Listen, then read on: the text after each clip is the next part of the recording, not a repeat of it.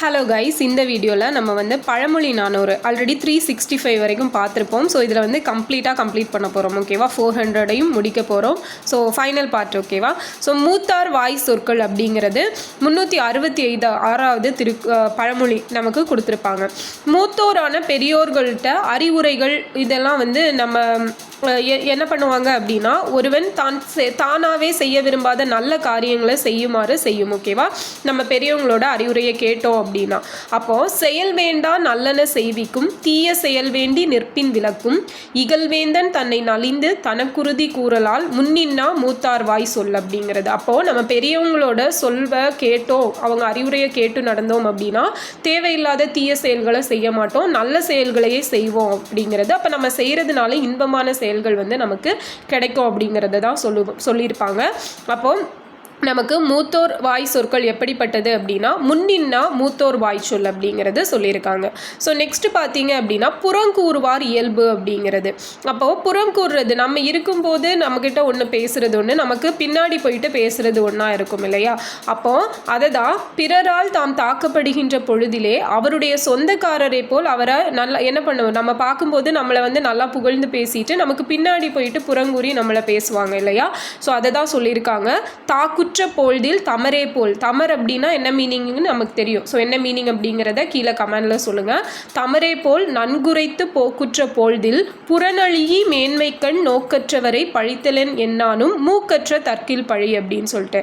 அப்போ நம்ம வந்து இழிந்த இயல்பினரான புறங்கூறு பாவிகளை பழித்தாலும், ஸோ அப்படி ஒரு கேரக்டர் இருக்கிறவங்கள நம்ம என்ன தான் வந்து பழித்து பேசினாலும் சரி, என்ன தான் திட்டுனாலும் சரி, அவங்க அதை கேட்டு வெக்கப்பட்டு எதுவுமே திருந்த போகிறது கிடையாது அப்படிங்கிறத சொல்லியிருக்காங்க. அதுதான் மூக்கற்றதற்கு இல்லை பழி அப்படிங்கிற பழமொழி. ஓகேவா, புறங்கூறுவாரோட இயல்பு வந்து மூக்கற்ற தற்கில் பழி அப்படிங்கிறதுக்கு ஞாபகம் வச்சுக்கோங்க.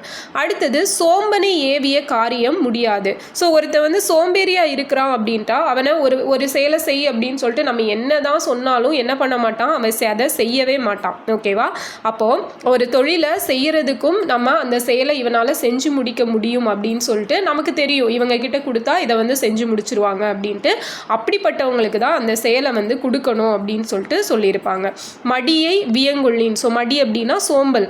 வியங்கொள்ளின் மற்றை கருமம் முடியாதவாறே முயலும் கொடியன்னாய் பாரித்தவனை நலிந்து தொழில் கோடல் மூறி உழுது விடல். அப்போ உள்ளத்திலே ஊக்கமில்லாத ஒருவனை வேலைக்கு அமர்த்துவது அப்படிங்கிறது தொந்தரவை தான் கொடுக்கும். ஸோ அப்போ மூறி உழுது விடல் அப்படிங்கிறது பழமொழி. பாரித்த உடலினிடம் ஊக்கம் குன்றி விளங்கும் என்பது அப்படிங்கிறது. ஓகேவா, ஸோ அப்போ அந்த மாதிரி இருக்கிறவங்க கிட்ட என்ன இருக்கும் அப்படின்னா சோம்பல்தனம் அப்படிங்கிறது இருக்கும், அவனால் எந்த ஒரு செயலுமே இருக்காது. ஓகேவா, முயற்சி கூட பண்ண மாட்டான் அப்படிங்கிறது தான். அப்போது சோம்பல் அப்படின்னா நமக்கு மூறி உழுது விடல் அப்படிங்கிறத ஞாபகம் வச்சுக்கோங்க. அடுத்தது கீழோரிடம் வைத்த பொருள் அப்படின்ட்டு. ஸோ கீழோரிடம் வைத்த பொருள் எப்படி அப்படின்னா, இப்போ தொடி பொருந்திய முன்கையை உடைய நல்ல பெண். ஸோ தொடினா நமக்கு தெரியும், பொற்றொடி அப்படிங்கிறது நமக்கு புக்கில் கூட ஒரு பிரித்து எழுதுக கொடுத்து மீனிங் கொடுத்துருப்பாங்க. ஸோ அதோட பொருள் என்ன அப்படிங்கிறத கமெண்டில் சொல்லுங்கள். ஆல்ரெடி தமரோடது கேட்டேன், இப்போ தொடியோடது என்ன அப்படின்னு சொல்லணும். அப்போ அந்த தொடியை கையில் போட்டுக்கிட்ட பெண்ணை வந்து போல் அது இருக்கும் அப்படின்னு சொல்கிறாங்க. ஓகேவா, நல்ல பெண்ணை போன்று திரண்டு இருக்கும். சிறந்த பொருளை குடிசிறப்பில்லாதவனிடத்திலே கொடுத்து வைத்தல். கிழவருதை உண்பித்த புல்லை போல அப்பொருள் அழிவதுடன் பயனற்றதா போகும் அப்படின்னு சொல்லியிருக்காங்க. ஸோ இந்த கிழவருது அப்படிங்கிறது புல்லை தின்னாமல் என்ன பண்ணும் அப்படின்னா அதை மென்று கீழே துப்பிடும். ஓகேவா, அதனால பயன் எதுவும் கிடையாது. இப்போ புல்லோட சிறப்பும் போயிடும்.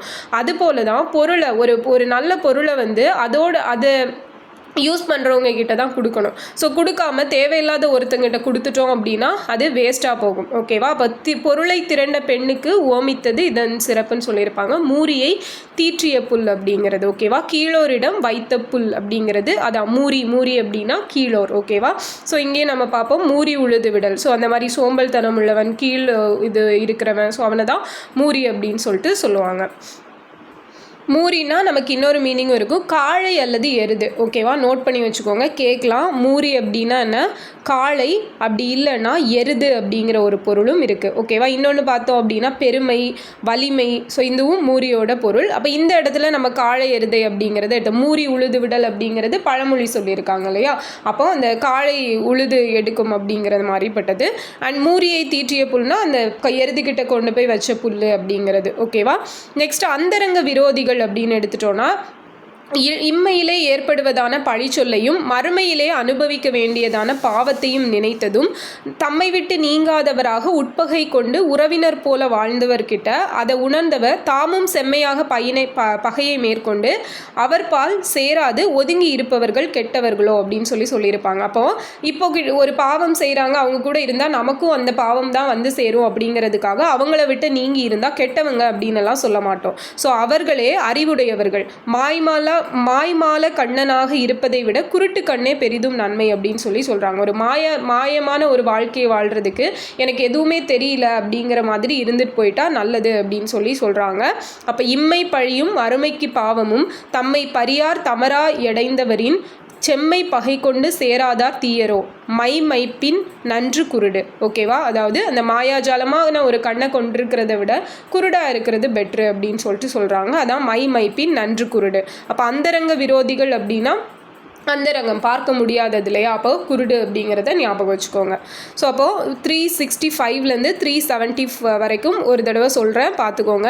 365 கேடு தவறாது வரும் அப்படின்னா முற்பகல் கண்டான் பிறன் கேடு தன் கேடு பிற்பகல் கண்டுவிடும். ஸோ இது வரைக்கும் லாஸ்ட்டாக பார்த்துருப்போம். ஸோ இன்றைக்கி பார்த்தது மூத்தார் வாய்ச்சொற்கள் அப்படிங்கிறது முன்னின்னா மூத்தார் வாய்ச்சொல் இல்லையா? ஸோ அவங்க சொல்கிறத கேட்டு நடந்தால் எல்லாம் நல்லதாக இருக்கும் அப்படிங்கிறது. புறங்கூறுவார் இயல்பு எப்படி இருக்கும்? மூக்கற்ற தற்கில் பழி அப்படின்னு சொல்லியிருக்கிறாங்க. ஸோ அவனை நம்ம என்னதான் இது பண்ணாலும் அவன் திருந்த மாட்டான் அப்படிங்கிறது. சோம்பனை ஏவிய காரியம் மூரி உழுது விடல். மூரினா காளை அல்லது எருதுன்னு பார்த்தோம். கீழோரிடம் வைத்த புல்லும் மூரியை தீற்றிய புல் அப்படிங்கிறது பார்த்தோம். அந்தரங்க விரோதிகள்னா குருடு அப்படிங்கிறது பார்த்துருப்போம். மைப்பின் நன்று குருடு. ஸோ சிறியவர் செல்வம் அப்படின்னு பார்த்தோன்னா தேன் மிகுந்த பூ மாலையை மாட்சிமை உடையவளே ஆராய்வோமானால் மோரினை காட்டிலும் பழைய நெய் வந்து தீமை செய்யாது. ஓகேவா? அதை போலவே சிறியவர்கள் அடைந்த செல்வத்தை காட்டிலும் மாட்சியுடைய பெரியவர்கள் அடைந்த வறுமை நல்லது தான் அப்படின்னு சொல்கிறாங்க. ஸோ மோரை கம்பேர் பண்ணும்போது கொஞ்சம் பழைய நெய் அப்படிங்கிறது தீமையெல்லாம் செய்கிறது கிடையாது அப்படின்னு சொல்லியிருக்காங்க. அது மாதிரி தான் இந்த சிறியவர்கள்ட்ட இருக்கிற செல்வம் அதை காட்டிலும் பெரியவர்கள்ட்ட சான்றோர்கள்ட்ட இருக்கக்கூடிய வறுமை வந்து எவ்வளோ பெட்ரு அப்படின்னு சொல்லியிருக்காங்க. ஸோ கெட்டாலும் மேன்மக்களையும் சொல்லுவாங்க இல்லையா? அதுதான் சிறியவர் எய்திய செல்வத்தின் மான பெரியவர் நல்குறவு நன்றே. ஸோ நல்குறவு அப்படின்னா வறுமை இல்லையா?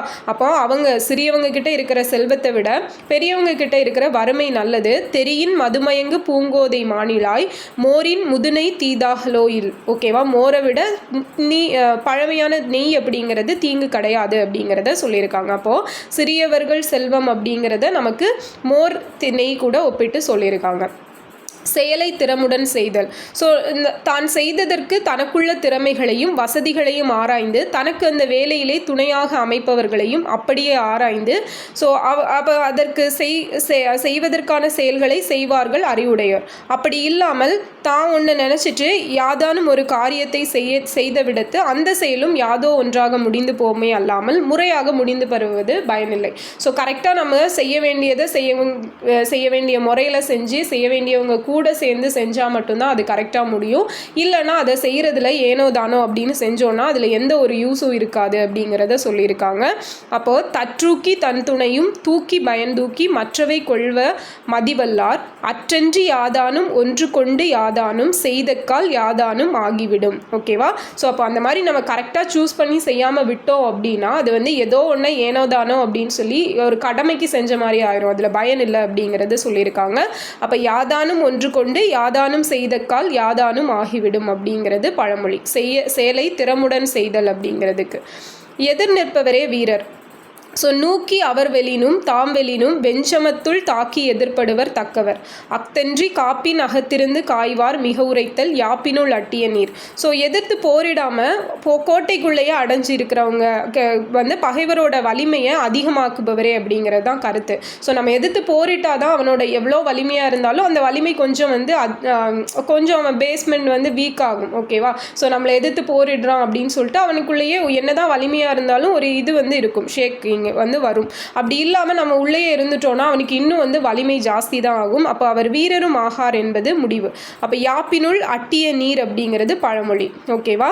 ஸோ அந்த பகைப்பயிர் வளர அதன்கண் வளர்த்த நீராகவே முடியும் அப்படின்னு சொல்லியிருக்காங்க. அப்போ எதிர் நிற்பவரே வீரர் அப்படின்னா யாப்பினுள் அட்டிய நீர். ஸோ சொற்சோர்பு இயல்பாகும். நற்பால கற்றாரும் நாடாது சொல்லுவார் இற்பாலர் அல்லார் இயல்பின்மை நோவதன் கற்பால் இளம் கருவி நாட மற்றியாரானும் சொற்சோரா தாரோ இல். ஓகேவா? அப்போது சொற்சோர்வு படுதல் அப்படிங்கிறது பொதுவாக எல்லாருக்கும் வர்றது தான். அப்போ இழிகுடியினர் பேச்சு சோர்வு படுதலுக்கு வருந்த வேண்டாம் அப்படிங்கிறது கருத்து. மற்றியாரானும் சொற்சோராத இல் அப்படிங்கிறது பழமொழி. இற்பாலார் அல்லார் இழிந்த குடியினார் இவர் சோர்வு படல் இயல்பே அப்படிங்கிறதும் சொல்லியிருக்காங்க.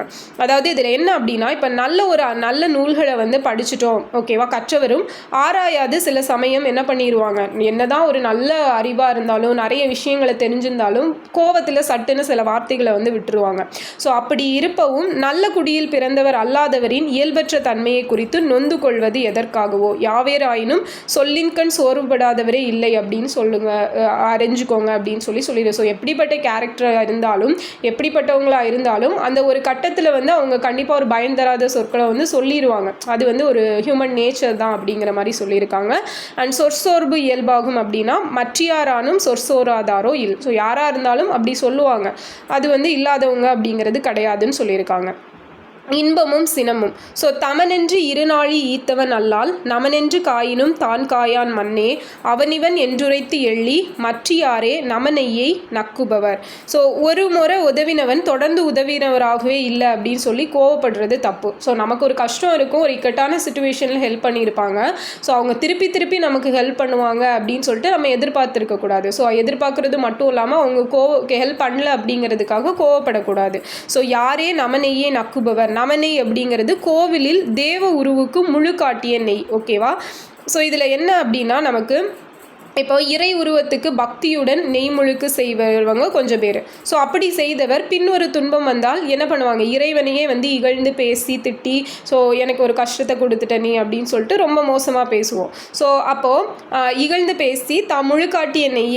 ஓகேவா? ஸோ என்ன தான் இது பண்ணாலும் ஆக்சுவலாக என்னென்னா, இப்போ நம்ம வந்து நம்ம கோபத்தில் பேசுவோமே தவிர நம்ம போயிட்டு அந்த இது நம்ம பண்ணின அந்த அபிஷேகத்தை வந்து திருப்பி போய் எடுத்துக்க மாட்டோம் இல்லையா? அது முன்னை வினையின் துன்பம் என்றே கருதி அமைவார்கள். ஸோ என்ன ஒன்று, நான் ஏதோ முன்னாடி பாவம் பண்ணிட்டேன் அதனால தான் நீ இப்படி என்ன தண்டிச்சிட்ட அப்படின்னு சொல்லிட்டு விட்டுருவாங்க. அதுபோல தான் உறவினன் என்று இருநாளி நெல் கொடுத்தவன் பின்னர் சென்ற பொழுது யமனாக வந்து உயிரை வாங்குகிறாயே என்று கோபித்து கொண்டாலும் பெற கருதி சென்றவன் அவனை கோபிக்க மாட்டான் அப்படின்னு சொல்லிட்டு. ஓகேவா? ஸோ அப்போ உறவினர்களும் இன்றைக்கி வந்து நமக்கு ஒரு இக்கட்டான சுச்சுவேஷனில் ஹெல்ப் பண்ணியிருக்காங்க. ஸோ அவங்க கூட நாளைக்கு சண்டை வந்துருச்சு அப்படின்னா அவங்களுக்கு கொடுத்ததை வந்து திருப்பி கேட்க மாட்டாங்க இல்லையா? ஸோ அந்த மாதிரி தான் யூஸ்வலாக கேட்க மாட்டாங்க, கேட்குறவங்களும் இருப்பாங்க. Okay, fine. ஸோ அப்போ இன்பமும் சினமும் அப்படின்னா நமனையை நக்குபவர். வளர்த்தவரை அழிக்காமை. ஸோ பெண்ணின் தம்முடைய கன்று குற்றம் செய்ததென்று அது பாலின்றி செத்து போகுமாறு பசுவின் மடியை ஒட்ட கறந்து விடுபவர் யாராவது இருப்பாங்களா? ஸோ கன்று வந்து ஏதோ ஒரு சின்னதாக ஒரு தப்பு பண்ணிடுச்சு, அதுக்காக அது தாய்கிட்ட போய் பால் கொடுக்க விடாமல் அப்படியே செத்துப்போ அப்படின்னு சொல்லிட்டு யாரும் விட மாட்டாங்க. ஸ்நேகத்தால் ஒன்றுபட்டு தம்முடைய உதவியாலே நிலைநிறுத்தப்பட்டவர்களை அவர்கள் மீது கண்கண்ட குற்றம் ஒன்று உள்ளதானாலும் அதற்காக அவர்களை கோபித்து இது பண்ண மாட்டாங்க. ஸோ அதே போல தான் நம்மக்கிட்ட ஃப்ரெண்ட்ஷிப்பாக இருக்கிறவங்க ஏதோ ஒரு சின்னதாக தப்பு பண்ணிட்டாங்க அப்படின்னா அதுக்காக அவங்கக்கிட்ட வந்து கோபிச்சுட்டு போகிறவங்கலாம் யாரும் இருக்க மாட்டாங்க அப்படின்னு சொல்லியிருக்கிறாங்க. நண்பொன்றி தம்மாலே நாட்டப்பட்டார்களை கண்கண்ட குற்றம் உளவெனினும் காய்ந்தியார். ஸோ அப்போ நண்பர்கள்ட்ட ஏதோ ஒரு குற்றம் பண்ணாங்க அப்படின்னாலும் அவங்கள வந்து இது பண்ண மாட்டோம். பண்கொண்ட தீஞ்சொல் பனைத்தோளாய் யாருளரோ தங்கன்று சாக்கரப்பார். ஸோ அதுதான், கன்று வந்து தப்பு பண்ணிடுச்சுன்னு சொல்லிட்டு அது அம்மாட்ட போயிட்டு பால் குடிக்க விடாமல் அப்படியே செத்துப்போ அப்படின்னு சொல்லிட்டு விடுறவங்க யாரும் இருக்க மாட்டாங்க அப்படிங்கிறத சொல்லியிருக்காங்க. அப்போ வளர்த்தவரை அழிக்காமை அப்படின்னா கன்றை ஞாபகம் வச்சுக்கோங்க. துறவியரும் உலக பாசமும்.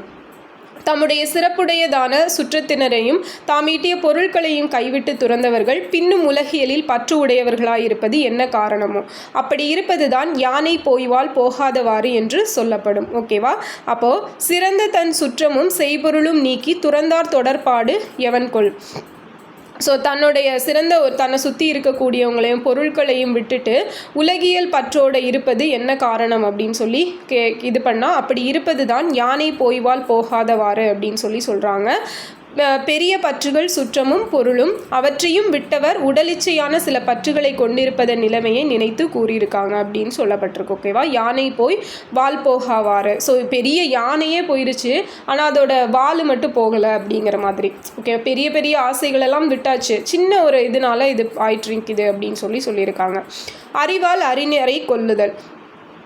ஸோ ஆணமுடைய அறிவினார் தன்னலம் மானும் அறிவினவரை தலைப்படுத்தல் மானமர் கண்ணாய் மரங்களும் மாமன்னர் யானையால் யானையாத்தற்று.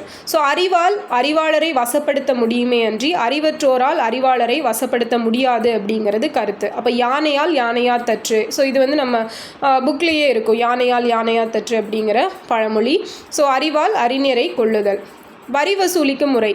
பொருத்தம் அழியாத பூந்தண்டார் மன்னர் அறுத்தம் அடிநிழலாரை வருத்தாது கொண்டாரும் போலாதே கோடல் அதுவன்றோ வண்டூதா துண்டு விடல். ஸோ குடிமக்களை வருத்தாமல் வரி வாங்க வேண்டிய அரசியல் நெறி கூறப்பட்டது. வருத்தாது கொண்டாரும் போலாதே கோடல் அப்படிங்கிறது வருத்தம் உண்டாக்காமலும் அதிக வரி கொண்டதாக அவருக்கு தோன்றாமலும் தந்திரமாக கொள்ளல் வேண்டும் அப்படிங்கிறது கருத்து. அப்போ வண்டு தாதூண்டு விடல் அப்படிங்கிறது பழமொழி. வண்டு மலரை சிதைக்காது தேன் உண்பது இங்கே நல்லதான் அப்படின்னு. ஸோ வண்டு போயிட்டு தேன் உண்ணுது அப்படின்னா அது நல்ல விஷயம்தான். ஸோ அது வந்து அதை சிதைக்காது இல்லையா. ஸோ அதை தான் சொல்லியிருக்கிறாங்க. நெக்ஸ்ட்டு வருத்தம் வாழ்க்கைக்கு உறுதி. ஸோ வேளாண்மை செய்து விருந்தோம்பி வெஞ்சமத்து வாழாண்மை ஆளும் வலியராய் தாழாண்மை தாழ்க்கும் அடிக்கோள் இலராய் வருந்தாதர் வாழ்க்கை திருந்துதல் இன்று அப்படின்னு சொல்லியிருக்கிறாங்க. ஸோ தாழாண்மை அப்படின்னா முயற்சியின்மை இல்லையா. ஸோ அப்போ முயற்சியை குறைவிக்கும் சோம்பலும் இல்லாதவர்களாக இந்த வாழ்விலே வருந்தியும் ஈடுபடணும். நம்ம வந்து முயற்சி எந்த ஒரு சிச்சுவேஷன்லையும் முயற்சியை மட்டும் கைவிடக்கூடாது அப்படின்னு சொல்லியிருப்பாங்க. அப்படி வருந்தாதார் வாழ்க்கை அப்படிங்கிறது. ஸோ அந்த மாதிரி நம்ம கஷ்டப்பட்டு உழைச்சி இது பண்ணலை அப்படின்னா அதனால எந்த பயனும் கிடையாது அப்படிங்கிறத சொல்லியிருப்பாங்க. ஸோ வலிமையின் பயணம். ஓகேவா, வலியாரை கண்ட கால் வாய்வாழாராகி மெலியாரை மீதூரும் மேன்மை உடைமை புலிக்கலாம் கொள்ளியானை பூங்குன்ற நாட வலியெல்லாம் தாய்க்கு வலித்து. ஸோ அரசன் தன்னிடத்தே வலிமை இல்லாத காலத்திலேயே பகைஞரிடம் அனுசரிக்க வேண்டிய முறைமை அப்படிங்கிறது கூறப்பட்டிருக்கும். அப்போ வலியெல்லாம் தாய்க்கு வலித்து அப்படிங்கிறது பழமொழி. தாயம் அப்படின்னா சமயம் வாய்ப்பு காலம். ஸோ வலியல தாயம் அப்படிங்கிறது வலிமையற்ற உறவு. அப்போ அரசன் வந்து அவன்கிட்ட வலிமை இல்லாத காலத்தில் என்ன பண்ணணும், பகைவர்கிட்ட போயிட்டு அனுசரிக்கணும். ஓகே, அனுசரித்து போகணும். அப்படி போகலை அப்படின்னா அது அவனுக்கு தான் கேடு அப்படிங்கிறத சொல்லியிருப்பாங்க. வலியெல்லாம் தாய்க்கு வலித்து வலிமையின் பயணம் அப்படிங்கிறது. ஸோ நெக்ஸ்ட்டு பார்த்தீங்க அப்படின்னா வீண் பேச்சாளர்கள். ஸோ கல்லுண்டு தள்ளாடி வருகின்ற குடியர்களைப் போல காற்றை பிடித்து தோளிலே போட்டுக்கொள்ளக்கூடியவர்கள் யாரும் கிடையாது. அதுபோல தான் பொருந்தாதவைகளை பேசி திரிகின்ற குணம் கெட்ட மாக்களை நாவிடுத்து அடக்கி பேசாதிருக்க செய்வது மிகவும் அருமை அப்படிங்கிறது. ஓகேவா. ஸோ இந்த மாதிரி குடிச்சிட்டு தேவையில்லாமல் பேசுகிறது, சும்மா தேவையில்லாத வார்த்தைகளை விடுறது, ஸோ அந்த மாதிரியெல்லாம் இருக்காமல் நம்ம வந்து அது எப்படி இருக்கும் அப்படின்னா இந்த வாய்ச்சொல் வீரர்கள் வாழ் வீச மாட்டார்கள்னு சொல்லுவாங்க. அந்த மாதிரி தான் காற்றை பிடித்து தோளில் போட்டுக்கிற மாதிரி. ஸோ காற்றை பிடிக்க முடியுமா, பார்க்கக்கூட முடியாது இல்லையா. ஸோ அதுதான். அப்போது கோவாத சொல்லும் குணலிலா மாக்களை நாவா அடக்கல் அரிது. ஸோ அந்த மாதிரி தேவையில்லாதது பேசுகிறவங்க, ஒரு குணமில்லாத மக்களை வந்து அவங்களோட வாயை அடைக்கிறது ரொம்ப கஷ்டமானது. நாவாய் களிகள் போல் தூங்கும் கடல் சேர்ப்ப வாங்கி வழித்தோட் கிடுவாரோ இல். ஓகேவா. அப்போது அந்த மாதிரி அவங்களோட நாவை அடக்கிறது ரொம்ப கஷ்டமானது இல்லையா. அது போல தான் நமக்கு வந்து எப்படி அப்படின்னா அந்த காற்றை பிடித்து தோளில் வழி அப்படின்னா காற்றை பிடித்து தோளில் இடக்கூடியவங்களை இட முடியாதது எப்படியோ அதே மாதிரி அவங்கள வாய் மூட செய்ய முடியாது அப்படின்னு சொல்லியிருக்காங்க. அப்போ வீண் பேச்சாளர்களுக்கு காற்றை எக்ஸாம்பிளாக சொல்லியிருக்காங்க. செய்யாதருக்கு பரிசு. ஸோ போரிலே மிகவும் சிறந்த செயலை செய்தவர்கள் பொறுமையுடன் நிற்கவும் ஏதும் செய்தற்கு இயலாதிற்றர்கள் பல சொல்லி வேந்தவனை நொந்து கொள்வது பயனற்றது. அப்போது போரில் போயிட்டு நம்மளால் ஒன்று செய்ய முடியல அப்படின்னு சொல்லிட்டு அந்த டைமில் எதுவுமே செய்யாது இருக்கான் அரசன் அப்படின்னு சொல்லிட்டு அவனை வந்து ஏதாவது நொந்து கொண்டால் அதில் எந்த ஒரு இதுவும் பயனும் இருக்காது. சேற்றிலே தவறாமல் வண்டியை இழுத்து செல்லும் ஆற்றலுடையவதாக கருதிய எருதானது படுத்து கொண்டு எழாமற் போனால் சாவது போன்றது. ஓகேவா. ஒரு எருது வண்டியில் போகிறாங்க, எருது சேத்துல சிக்கிக்கிச்சு. அப்போ அது சேத்துலேருந்து எழுந்துரும் அப்படிங்கிறது தான் காமனாக எல்லாருக்கும் தெரிஞ்சது. திடீர்னு அது எழாமல் அந்த சேத்துலேயே படுத்து செத்து போச்சு அப்படின்னா எப்படி இருக்குமோ அது மாதிரி தான் இந்த போரில் வந்து நம்மளால் செய்ய முடியாதோன்னா அரசனை குறை சொல்கிறதும் அப்படி தான் இருக்கும் அப்படின்னு சொல்லியிருக்காங்க. அப்போ ஆற்ற வினை செய்தார் நிற்ப பல உரைத்து ஆற்றாதார் வேந்தனை நோவது சேற்றுள் வழாமை காத்தோம்பி வாங்கும் எருதாங்கு எழாமை சாக்காடல். ஸோ அது ரெண்டையும் மேட்ச் பண்ணி சொல்லியிருக்காங்க. ஓகேவா? ஸோ அப்போ நமக்கு செய்யாதற்கு பரிசுனா அந்த எருது வந்து சேத்துல விழுந்து செத்தது மாதிரி. குதிரையும் வள்ளலும். ஸோ பெரிதான சிறந்த குதிரையானது தான் மிகவும் வாடி இருந்த காலத்திலும் சேணமுட்டவுடன் அந்த வாட்டத்தை விட்டு விரைந்து செல்வதாகிவிடும். ஓகேவா? சேணம் அப்படின்னா அந்த குதிரைக்கு மேலே போட்டு உட்காருவாங்க இல்லையா? ஸோ அதை போட்டோடும் அது ஓகே, நம்மளோட வேலை வந்து அவங்களை உட்கார வச்சு கூட்டிகிட்டு போகணும் அப்படின்னு சொல்லிட்டு கிளம்பி போயிடும். அதுபோல தான் அரைக்கூவி அழைத்து கொடுப்பதற்கு ஏற்ற அளவிற் பெரும் செல்வம் இல்லை என்றாலும் தம்மை சேர்ந்தவர்களுக்கு கொடுத்து பழகிய கொடையாளரே என்றும் முன்வந்து அவருடைய துன்பத்தை துடைப்பார்கள். ஸோ அப்போ என்னதான் வந்து நம்மக்கிட்ட பெரிய செல்வம் இல்லைனாலும் நம்மக்கிட்ட இருக்கிறவங்க, நம்ம கூட இருக்கிறவங்களுக்கு கொடுத்து பழகிட்டாங்க அப்படின்னா அவங்க வந்து கண்டிப்பாக கொடுத்துட்டே தான் இருப்பாங்க. அவங்களுக்கு கஷ்டம் வர டைமில் அவங்கக்கிட்ட இல்லைன்னா கூட ஏதோ ஒன்று பண்ணி கொடுத்து அவங்களுக்கு உதவுவாங்க. ஸோ அதான் குதிரையை வந்து வள்ளல் கூட சேர்த்து சொல்லியிருக்காங்க. குதிரைக்கு முடியாட்டாலும் சேணத்தை போட்டால் அது என்ன பண்ணும், கிளம்பி போகும். ஸோ அதே போல் தான் நம்ம வந்து கொடுத்து பழகிட்டோம் அப்படின்னா நம்ம அப்படி கொடுத்து எல்லாரோட துன்பத்தையும் தீர்ப்போம் அப்படிங்கிறது. ஸோ கூவி கொடுப்பதொன்றில் இல்லெனினும் சார்ந்தார்க்கு தூவி பயின்றாரே துன்பம் துடைக்கிறார். வாய்ப்பு தான் வாடிய கண்ணும் பெருங்குதிரை யாப்புள் வேறாகிவிடும் அப்படின்னு சொல்லியிருக்காங்க. வாடிய கண்ணும் பெருங்குதிரை யாப்புள் வேறாகிவிடும். அப்போ குதிரையும் வள்ளலும். அடுத்தது இறப்பவரை வருத்துதல். ஸோ இதில் நமக்கு வந்து ஒர்க்கப்பட்டாற்றார் உணர உரைத்த பின் நற்செய்கை செய்வார் போல் காட்டி நசையழுங்க வர்க்கின்ற செய்கை எதுவால் அவ்வாயுரை புற்கழுத்தில் யாத்து விடல். ஓகேவா? பசுக்கு புல்லை கட்டி அதன் கழுத்தில் அதனை கட்டுவது போன்றதே இறந்து நிற்பவர்களுக்கு ஆசை பாட்டி கழுத்தறுக்கிறது. ஓகேவா? பசுவுக்கு வந்து புல்லை காட்டிட்டு அதை வந்து கழுத்தில் புல்லையும் காட்டியாச்சு, ஒரு இடத்துல கட்டியும் போட்டாச்சு அப்படின்னா இப்படி வாய்க்கு வந்தது கை கெட்டினது வாய் கேட்டாத மாதிரி போனது மாதிரி ஆயிரும் இல்லையா? ஸோ அதான் சொல்கிறாங்க. அப்போ இறந்து நிற்பவங்களுக்கு ஆசை காட்டிட்டு ஓகே நான் அவனுக்கு கொடுக்குறேன் எல்லாம் சொல்லிட்டு அவங்களுக்கு கொடுக்காம இருக்கிறது கழுத்து இருக்கிறதுக்கு ஈக்குவல் அப்படின்னு சொல்கிறாங்க.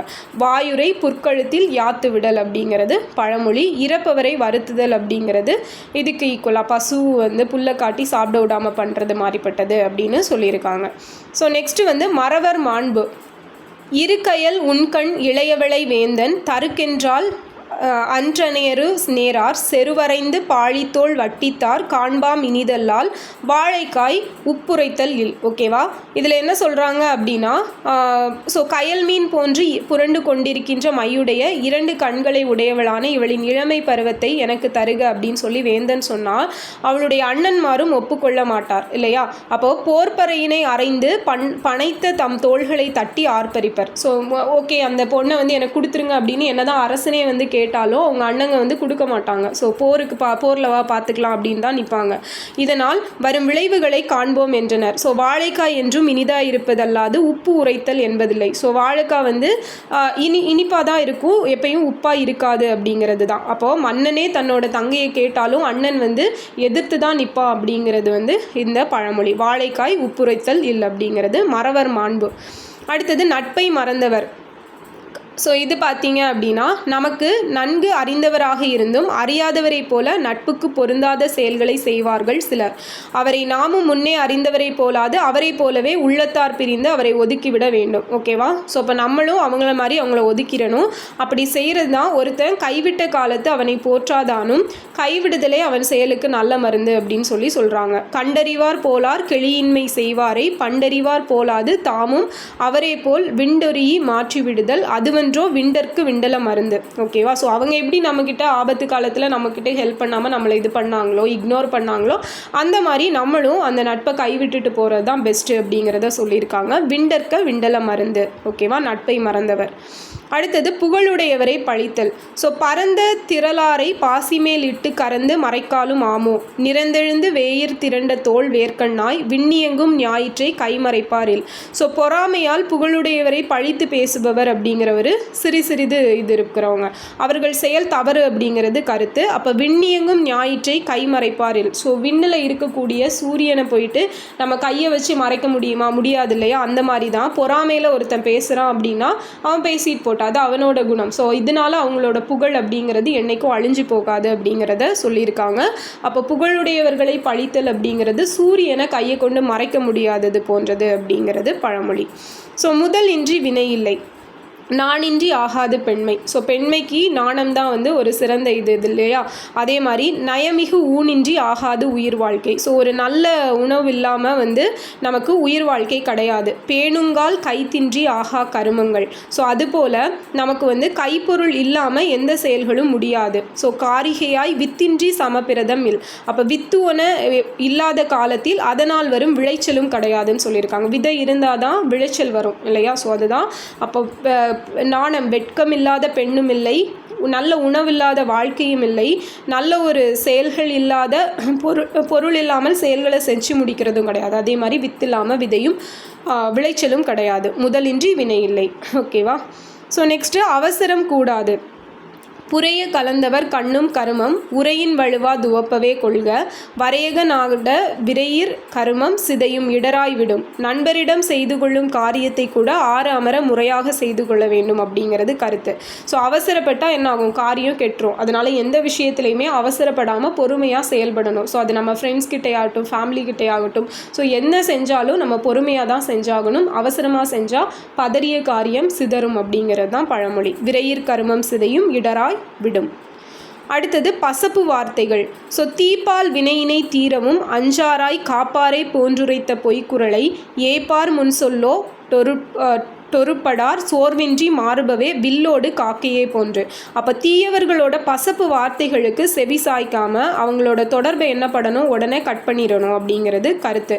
அப்போ வில்லோடு காக்கையே போன்று அப்படிங்கிறது பழமொழி. ஓகேவா? ஸோ அப்போ நம்ம கெட்டது வில்லில் இருக்காமல் ஓடி போகும் காக்கையோட அறிவுள்ள செயல் போன்றது. நம்ம வந்து தீயவர் கூட இருக்கிறோம் அப்படின்னா உடனே அதை விட்டு விலகி வந்துடணும். இல்லைனா அந்த வில்லில் பட்ட காக்கை எப்படி சிக்கிக்கிச்சோ அந்த மாதிரி இருக்கிற மாதிரி ஆயிரும். ஸோ அப்போ காக்கை வந்து வில்லில் படாமல் எப்படி தப்பிச்சு போகுதோ அந்த மாதிரி நம்மளும் தப்பிச்சு போயிடணும்னு சொல்லியிருக்காங்க. ஸோ சிரித்து மறக்கவும்.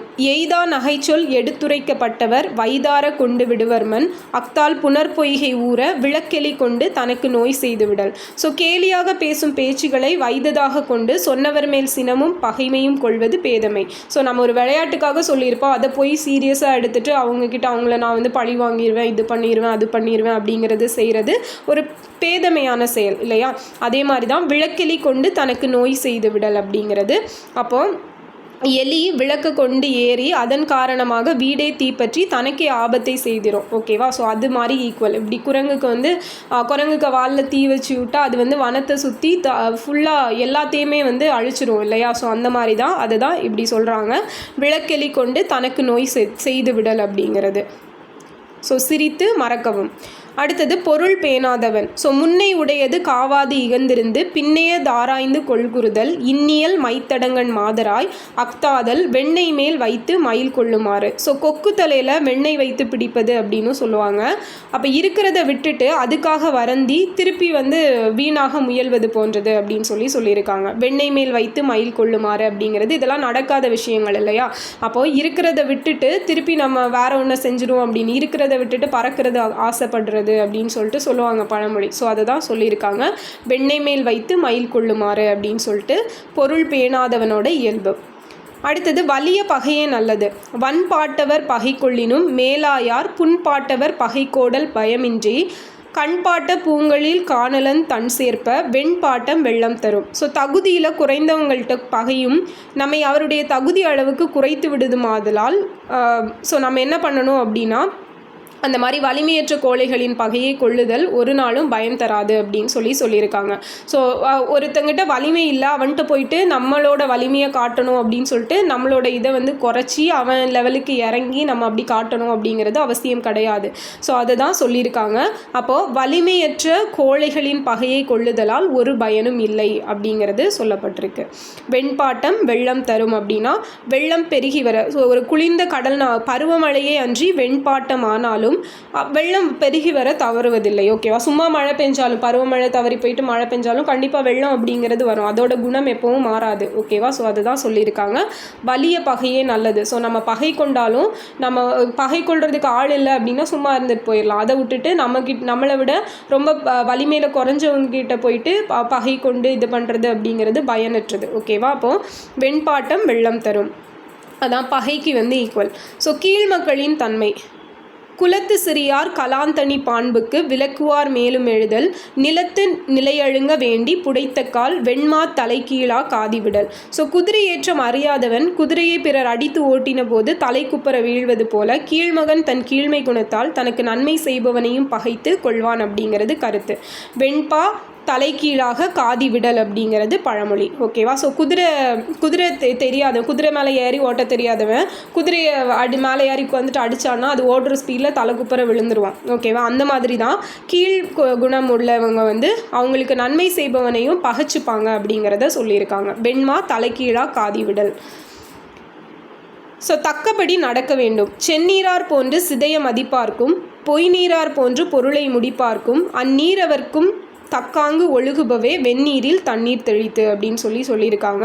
ஸோ காரியம் கெடும்படியாக செய்ய நினைப்பவரிடத்திலே அவரிடத்தில் நல்ல தன்மை உடையவரை போல நடந்து அவங்கள ஒதுக்கிடணும். ஸோ பொருளை பேணி செயலை முடிப்பவரிடத்தில் அதனை அறியாதார் போல காட்டி அவரை விரைந்து செய்வதற்கு தூண்டுதல் வேண்டும். ஓகேவா? ஒருத்தர் நமக்கு கெடுமை நம்ம செய்கிற செயலை வந்து கெடுக்கிறான் அப்படின்னு உங்களுக்கு தெரிஞ்சிருச்சு அப்படின்னா அவன்கிட்ட ஓகே நல்ல விதமாக பேசி அது நமக்கு தெரியும் அப்படிங்கிறத காட்டிக்காமல் அப்படியே அவாய்ட் பண்ணிடணும். அதே போல் பொருளை பேணி செயலை முடிப்பவரிடத்து அதனை அறியாதர் போல காட்டி, ஸோ ஒருத்தவங்க வந்து நல்லபடியாக அந்த விஷயத்தை செஞ்சு முடிக்கிறாங்க அப்படின்னா அது நமக்கு வந்து தெரியாதது போலேயே காட்டி அப்படியே அவங்கள செஞ்சு முடிக்க வச்சிட வேண்டும். ஸோ இப்படி அவரவருக்கு தக்கபடி நடந்து காரியத்தை சாதித்து கொள்வது தான் அறிவுடைமை. அது வெந்நீரிலே வேண்டும் வெம்மைக்கு தக்கபடி தண்ணீர் வளாவி கொள்வது போன்றது. ஸோ அப்போ நம்ம சுடுதண்ணியை எடுத்து நமக்கு குளிக்கிறதுக்கு எவ்வளோ தேவையோ அவ்வளோ எடுத்து மிக்ஸ் பண்ணிப்போம் இல்லையா? ஸோ அந்த மாதிரி தான். ஸோ அவங்ககிட்ட இருக்கிற கேரக்டர் வச்சு அதுக்கேற்ற மாதிரி நம்ம வந்து செயல்பட்டுக்கணும் அப்படிங்கிறது தக்கபடி நடக்க வேண்டும். ஒழுகுபவே வெந்நீரில் தண்ணீர் தெளித்து. தன் குற்றம் தீர்த்தல். ஸோ தங்குற்றம் நீக்கலராகி பிறர் குற்றம் எங்கேனும் தீர்த்தற்கு இடைப்புகுதல் எங்கும் வியனுலகின் வெள்ளாடு தன்வழி தீராது அயல்வழி தீர்த்துவிடல். ஸோ தன் குற்றத்தை போக்காத ஒருவர் பிறருடைய குற்றத்தை நீக்கிறதுக்கு முயல்றது பொருந்தாது அப்படிங்கிறது சொல்லியிருக்காங்க. வெள்ளாடு தன்வழி தீராது அயல்வழி தீர்த்துவிடல். ஓகேவா? அப்போது பிறருக்கு வந்த வாத நோயை தீர்க்க உதவும். பெரிய உலகிலத்துள்ளேயே வெள்ள ஆடானது எங்கும் தன்னுடைய வாத நோயை அந்த வெள்ள ஆட்டுக்கு வாத நோய் வந்தாச்சுன்னா அது தீர்க்காது. பட் பிறருடைய வாத நோயை தீர்க்கிறதுக்கு அது யூஸ் ஆகுது இல்லையா? அந்த மாதிரி தான் தன் குற்றத்தை போக்காத ஒருவர் பிறருடைய குற்றத்தை நீக்கிறதுக்கு முயலுது பொருந்தாது அப்படின்னு சொல்லியிருக்காங்க. அப்போ இது எப்படி அப்படின்னா இதுக்கு ஒரு பழமொழி சொல்லுவாங்க. தன்னோட கண்ணில் இருக்கிற பெரிய ஒரு உத்திரத்தை விட்டுட்டு அடுத்தவங்க கண்ணில் போயிட்டு துரும்ப தேடுவாங்களாமா. ஓகேவா? ஸோ அந்த மாதிரி தான். ஸோ அது வந்து இதுக்கு மேட்சாக சொல்லலாம். தன் குற்றம் தீர்த்தல் வெள்ளாடு தன்வழி தீராது அயல்வழி தீர்த்து விடல். மதிப்பும் தேவையும். ஸோ ஆண்டகை மன்னரை சார்ந்தார்த்தாம் அல்லூரினும் ஆண்டொன்று வேண்டுதும் என்பது உரையற்க பூண்டாங்கு மார்ப பொருடக்கார் வேண்டாமை வேண்டியதெல்லாம் தரும். ஸோ மதிப்புடையவர் தமக்கு வேண்டியதை தாமே வாய் திறந்து கேட்பது கூடாது. அவர் கேளாமலே இருந்தால் எல்லாம் வரும் அப்படிங்கிறது தான் கருத்து. அப்போ வேண்டாமை வேண்டியதெல்லாம் தரும். ஓகேவா? ஒருத்தங்களுக்கு மதிப்பு இருக்குது அப்படின்னா அந்த இடத்துல அவங்க கேட்காமலே அவங்களுக்கு எல்லாம் தானாக வந்து சேரும். ஓகேவா? ஸோ அதான் அவங்களோட அந்த மதிப்புக்கு இருக்கக்கூடிய மதிப்பு அப்படிங்கிறது. அப்போ மதிப்பும் தேவையும் அப்படின்னா வேண்டாமை வேண்டியதெல்லாம் தரும். ஸோ கேட்காமலேயே வேண்டியது கிடச்சிரும் அப்படிங்கிறது. எங்கும் இன்பம். ஈனுலக தாயின் இசை பெருதும் அக்தறிந்து ஏனுலக தாயின் இனிததுவும் தானொருவன் நாள்வாயும் நல்லறம் செய்வார்க்கு இரண்டுலகம் வேள்வாய் கவட்டை நெறி. ஸோ இருந்தால் புகழ் இவ்வுலகில் இறந்தால் இன்பம் மேலுலகில். ஆகவே நல்லறம் செய்க அப்படிங்கிறது தான் கருத்து. வேள்னா வேட்டம், விருந்துணவு. ஸோ எந்த வழியிலும் கிடைக்கும் அப்படிங்கிறது தான் சொல்லியிருக்காங்க. வேள்வாய் கவட்டை நெறி இரண்டுலகம். ஸோ இங்கே இருந்தால் புகழ், மேலே போயிட்டோம் அப்படின்னா அது வந்து மேலுலகத்தில் இன்பம் தான். ஸோ எங்கே இருந்தாலும் நல்லதை செஞ்சு விட்டு போயிருங்க அப்படிங்கிறது பழமொழி. வேள்வாய் கவட்டை நெறி எங்கும் இன்பம். லாஸ்ட் பழமொழி பொருளே வலிமை உடையது. ஸோ தெருளா தொழுகும் திறனிலா தாரை பொருளால் அறுத்தல் பொருளே பொருள் கெடுப்பின் பாணித்து நிற்கிற்பார் யாருளரோ வேர்க்குத்தின் காணியின் குத்தே வலிது. ஸோ ஈட்டி எட்டின மட்டும் பாயும் பணம் பாதாளம் மட்டும் பாயும் அப்படிங்கிற கருத்தை விளக்குறது தான் இது. வேர்க்குத்தின் காணியின் குத்தே வலிது. ஓகேவா? ஸோ வேலினால் குத்துதலை விட காணி பொன்னினால் குத்துவதே வலிமையுடன் எதிரியின் உள்ளத்தில் பாயும் அப்படின்னு சொல்லியிருக்கிறாங்க. அப்போ இதான் பணம் அப்படிங்கிறது பாதாளம் மட்டும் பாயும். ஈட்டி வந்து 8 வரைக்கும் பாயும். அதான் பொருளோட வலிமை. பொருள் எந்த அளவுக்கு வலிமையோ அந்த அளவுக்கு அதோட ஆழம் வந்து போயிருக்கும். ஓகேவா? பணம் அப்படின்னு சொன்னால் சின்னதாக தான் இருக்கும். பட் அதோட வேல்யூ அப்படிங்கிறது பாதாளம் வரைக்கும் போய் பாயும். பணம் 10 செய்யும் அப்படிங்கிறது. ஸோ அதுதான் சொல்லியிருக்கிறாங்க. ஓகேவா? ஸோ பொருளோட வலிமையை பொறுத்து தான் எல்லாமே இருக்கும். வேர்க்குத்தின் காணியின் குத்தே வலிது அப்படின்னு சொல்லியிருக்காங்க. அவ்வளோதான். நம்ம சக்ஸஸ்ஃபுல்லாக 400 பழமொழிகள் அப்படிங்கிறத முடிச்சிட்டோம். ஸோ இதுக்கு முன்னாடி வீடியோஸ் எல்லாம் பார்க்காதவங்க பிளேலிஸ்ட் பழமொழி 400ன்னு தனியாகவே இருக்கும். ஸோ பாருங்கள், எல்லாமே குட்டி குட்டி வீடியோஸாக தான் இருக்கும். ஸோ பார்த்து நல்லா படிச்சுக்கோங்க. ஓகேவா? ஸோ நெக்ஸ்ட் வீடியோவில் பார்க்கலாம். தேங்க்யூ.